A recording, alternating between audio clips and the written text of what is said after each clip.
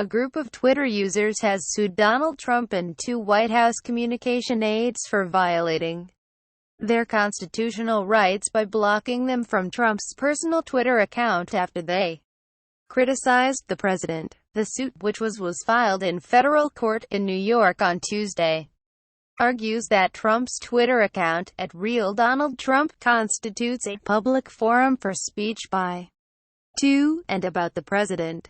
The plaintiffs are seeking an injunction requiring Trump to unblock their accounts and cease blocking others on the basis of their opinions.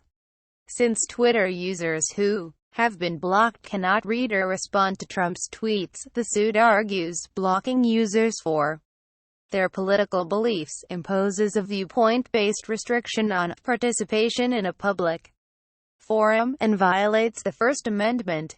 It's like barring people at the door of a city council meeting because they criticized your policy, said Katie Fallow, a senior attorney at the Knight First Amendment Institute, which is representing the blocked Twitter users. The lawsuit advances novel legal theories about speech and civic participation at a time when Twitter is arguably the primary means of public communication employed by the President of the United States. Trump's personal account has more than 33 million followers, and his tweets generally garner thousands of replies, dominate the news cycle, and set the agenda for public debate. White House Press Secretary Sean Spicer, who is named as a defendant in the suit along with White House Director of Social Media Dan Scavino, said in June that Trump's tweets should be considered official statements. Donald J. Trump, @RealDonaldTrump, my use of social media is not presidential, it's modern-day presidential.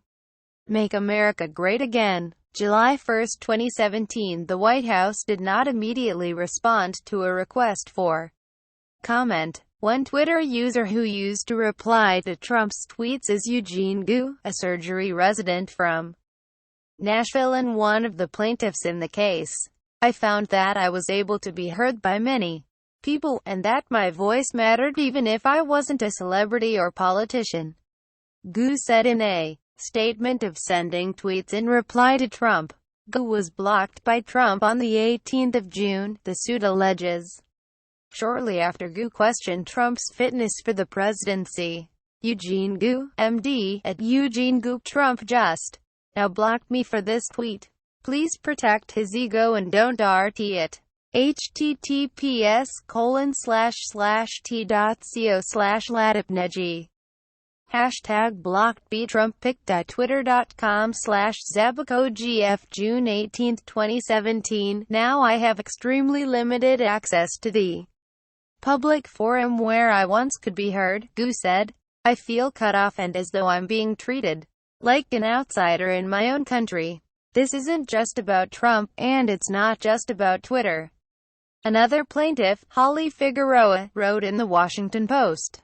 Figueroa tweets using the handle @Ayn Rand Paul Ryan. It's about ensuring that as new platforms of communication are developed, and more politicians use social media as a primary way to communicate with constituents, we don't lose our ability to participate in our democracy or exercise our First Amendment rights. Yes, there is a free speech crisis, but its victims are not white men. Stephen W. Thrash or Read More. Some legal experts were skeptical of the argument that Twitter should be considered a public forum when the Knight Institute first raised the prospect of a lawsuit in June. But Fallow said that her confidence in the case was bolstered by the 19th of June Supreme Court ruling unanimously striking down a North Carolina law that prohibited registered sex offenders from accessing social media sites. In his opinion, Justice Anthony Kennedy described social media as the modern public square, and mentioned the usefulness of Twitter for Americans to petition their elected representatives and otherwise engage with them in a direct manner.